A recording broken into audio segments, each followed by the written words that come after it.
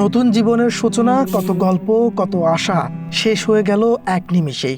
মুহূর্তেই দুই পরিবারের আনন্দ রূপ নিল বেদনায়। আমরা এসে কাউকে জীবিত পাইনি, সবাই মারা, কাউকে জীবিত পাইনি।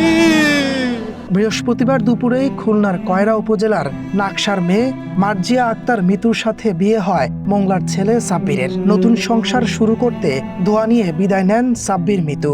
আনুষ্ঠানিকতা শেষে বিকেলেই কনেকে নিয়ে মোংলার উদ্দেশ্যে মাইক্রোবাসে রওনা হন সাব্বির ও তার পরিবারের সদস্যরা।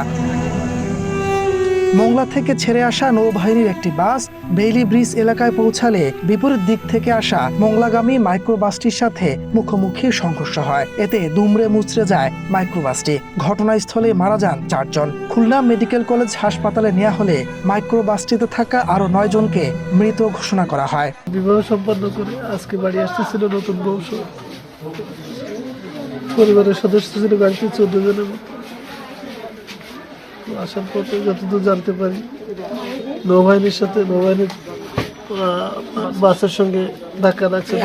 ঘটনাস্থলেই সবাই মারা যায়। আজকে ওখান থেকে ফিরছে মোংলার উদ্দেশ্যে, ফিরতে এদের ফ্যামিলির টোটাল আমরা এই পর্যন্ত জানতে পারছি 11 জন মারা গেছে। এই ফ্যামিলির কেউই নাই, একটা ফ্যামিলির সব শেষ হয়ে গেছে।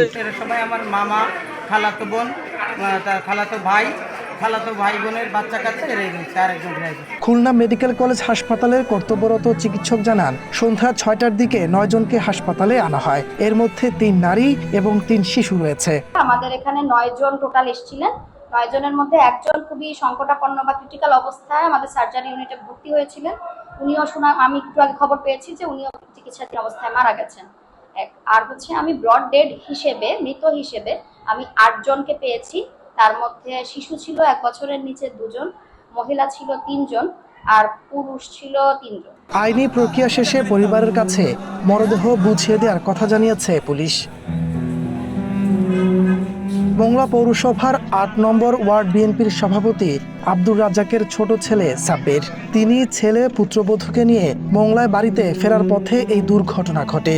এতে আব্দুর রাজ্জাক, তার ছেলে, পুত্রবধূ, মেয়ে সহ 8 জন, মাইক্রোবাসের চালক ও কনে পক্ষের লোক সহ মোট 13 জনের মৃত্যু হয়।